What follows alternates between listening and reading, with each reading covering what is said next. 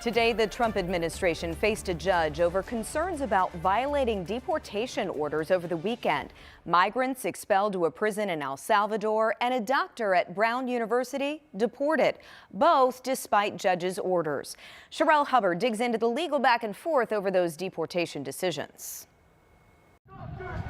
Hands off our doctors now! Protesters showed up to express their discontent over the deportation of Rasha Alawi, a Brown University assistant professor and doctor who was deported from Boston to Lebanon over the weekend. She is far from the only person facing unfair and unjust deportation.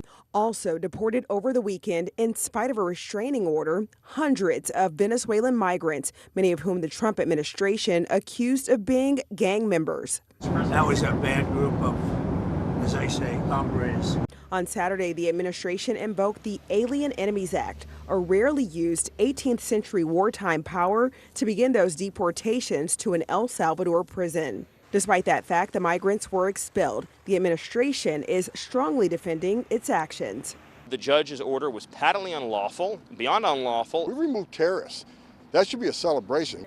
The administration is challenging a potential legal loophole. Well, there's actually questions about whether a verbal order carries the same weight as a legal order as a written order. The White House press secretary says the detainees were outside U.S. territory by the time the judge's written order was filed, though he'd issued a verbal order earlier.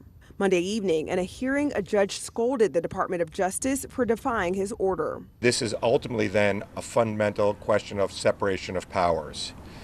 The president is simply thumbing his nose at Congress. I'm Sherelle Hubbard reporting.